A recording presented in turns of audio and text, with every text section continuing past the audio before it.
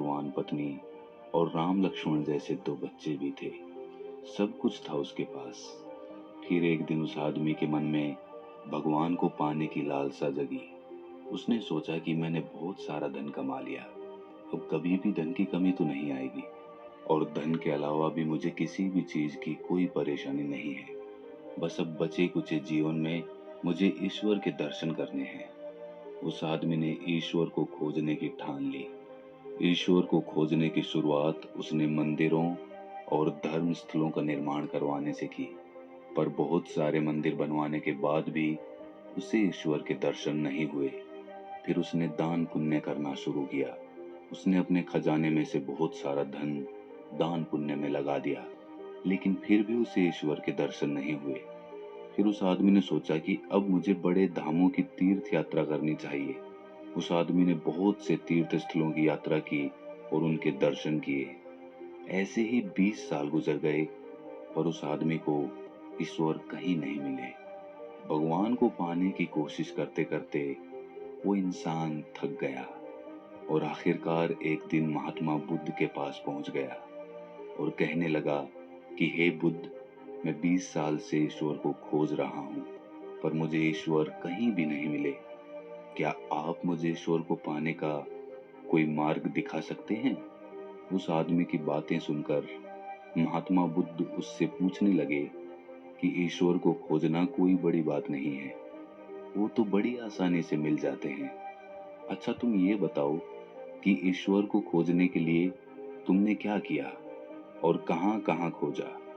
वो आदमी बुद्ध को सारी बात बताता है कि मैंने बहुत सारे मंदिरों और धर्म स्थलों का निर्माण करवाया, दान पुण्य भी किया और कई सारे तीर्थ स्थलों के दर्शन भी किए, फिर भी मुझे ईश्वर के दर्शन नहीं हुए।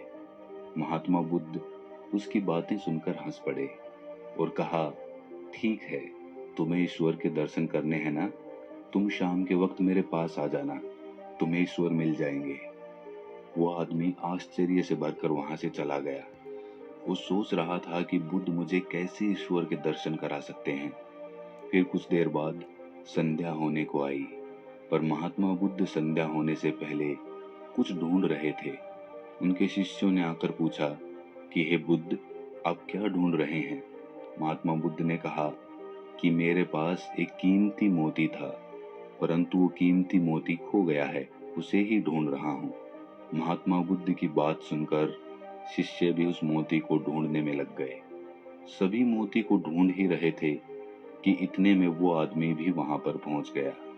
उसने देखा कि कुटिया के बाहर महात्मा बुद्ध और उनके शिष्य कुछ ढूंढ रहे हैं। उस आदमी ने बुद्ध के पास जाकर पूछा कि हे बुद्ध, आप क्या ढूंढ रहे हैं? महात्मा बुद्ध ने बताया कि मेरा कीमती मोती खो गया है, उसे ही ढूंढ रहा हूँ। ये सुनकर वो आदमी भी उस खोए हुए मोती को पूरी लगन से ढूंढने में लग गया। ढूंढते ढूंढते रात होने को आई, पर मोती नहीं मिला। वो आदमी परेशान हो गया और फिर उसने महात्मा बुद्ध से पूछा कि गुरुजी, आपने आखिरी बार मोती को कहाँ देखा था? ठीक से याद कीजिए। महात्मा बुद्ध सोचकर बताते हैं कि मैंने आखिरी बार वो मोती कुटिया के अंदर देखा था। ये सुनकर वो आदमी गुस्से में आ गया और बुद्ध से कहने लगा, आप में थोड़ी सी भी अकल नहीं है बुद्ध? अगर मोती आपकी कुटिया के अंदर गुम हुआ है तो कुटिया के अंदर ही मिलेगा ना, बाहर थोड़ी मिलेगा।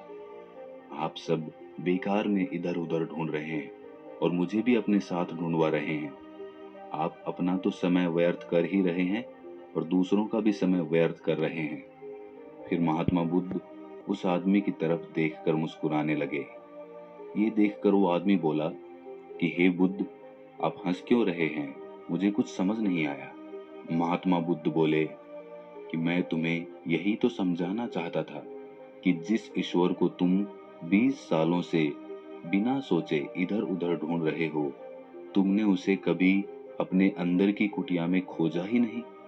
ईश्वर कभी खोजने से नहीं मिलते, उसके लिए तन और मन पवित्र होना चाहिए, तभी ईश्वर के दर्शन होते हैं। अगर तुम ईश्वर के सच्चे दर्शन करना चाहते हो तो इधर उधर भटकना छोड़कर अपनी अंतरात्मा में ध्यान लगाओ, ईश्वर तुम्हें वहीं मिलेंगे। अपने अंदर के ईश्वर को तुम देख लोगे तो हर जगह, हर इंसान में तुम्हें बस ईश्वर ही दिखाई देंगे। महात्मा बुद्ध की अमृत भरी वाणी सुनकर उस आदमी को अपनी गलती का एहसास हो गया और बुद्ध के चरणों में गिरकर माफी मांगते हुए कहा कि मैं बेकार में ही इधर उधर भटक रहा था।